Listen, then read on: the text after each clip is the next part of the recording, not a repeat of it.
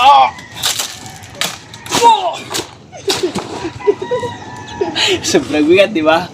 Oh, ngayong araw ay ipapakita ko sa inyo kung paano kung paano ako magtiba o mag-ani, mag-harvest ng saging na saba. Nakikita yung saging na saba na yan. Nagkaroon na siya ng hinog. Kinain na ng paniki. Kaya ang gagawin ko, gagamit tayo itong mahabang karet. Kasi mataas, and then titirahin natin, panoorin niyo. Yan. Ang una natin gagawin, tanggalin ko muna ng dahon para hindi maapektuhan yung mga katabik. Aray! Yan.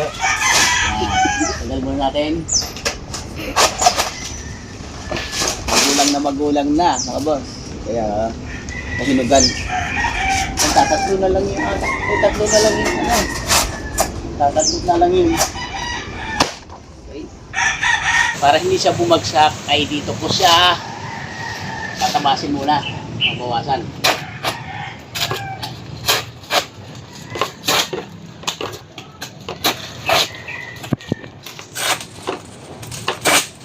Ayan, tapos dahan-dahan yun.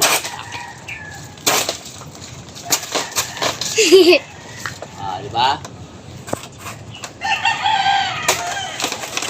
Tulungin natin. Layo ka, layo. Kita ko? Ang saging?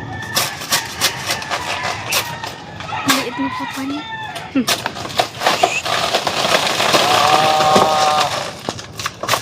Yan, kita niya, diba?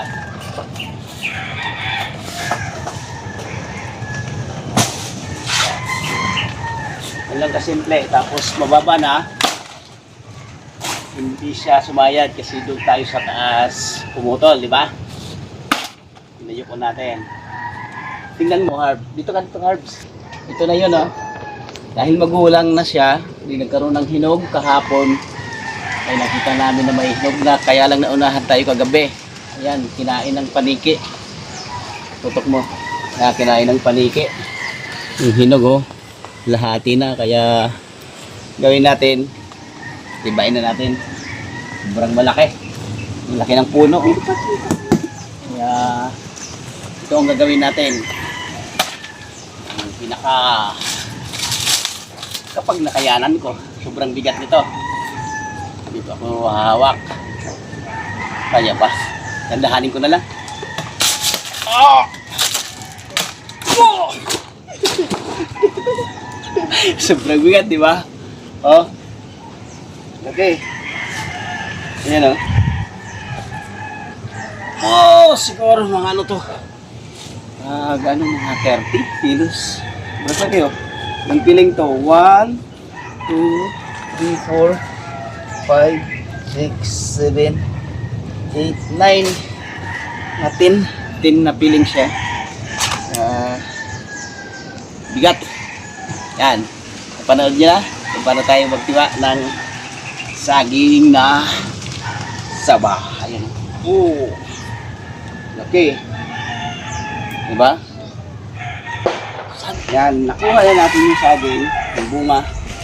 Yung gawin natin, tatanggalin na rin natin to. Okay. Mahaba ating ano. Bakit?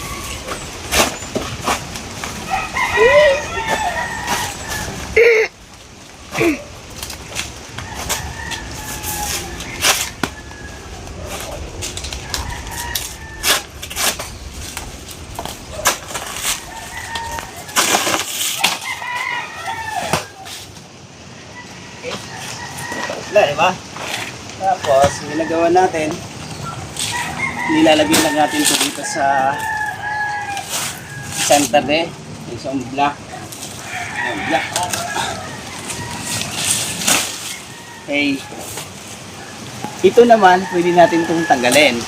Kaya lang, sa akin hindi ko tinatanggal kasi makakatulong pa ito sa mga puno para lumaki. Ayun, papakita ko sa inyo. Ito yung isang puno. Ayun o, napakalaki.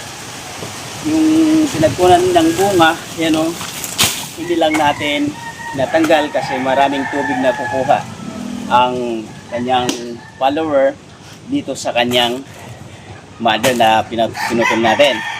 Yung pakita ko rin sa inyo yung sa pang bahagi. Yan o. Ito ay hindi ko tinanggal. Sobrang taas katulad ng kinuha ko, di ba? Kung mapapansin nyo, dahil laging basa dito. Ayan o. Ayan. Laging basa dito, galing dito sa sa kanyang mother. Kaya suportado ng tubig kahit mainit ang panahon itong kanyang mga follower. Yan o. Sunod. Pagsunod nun, ito lang. Ito na, di ba? Ganun din dito, ito o. Ganun din tayo dito. Yung bago nating tiba. Ito. Nakuha natin yung isa. Tapos ito. Nakuha natin kailan lang. Nakarang buwan. Yan. May follower siya. Kaya maganda yung hindi natin tinatanggal yung kanyang katawan kasi mas mataba, mas malaki ang puno ng ating saging. Kaya hanggang dito na lang. Maraming salamat sa ating paraan ng paano tayo magtiba ng saging. Kung may natutunan kayo dito sa aking vlog ngayon, huwag kalilimutan mag-subscribe, like and share, and then pinutin na rin yung notification bell dyan para ma-update kayo, ma-notify kayo sa mga video natin upload dito lang sa ating channel, Abulahens TV. Bye-bye!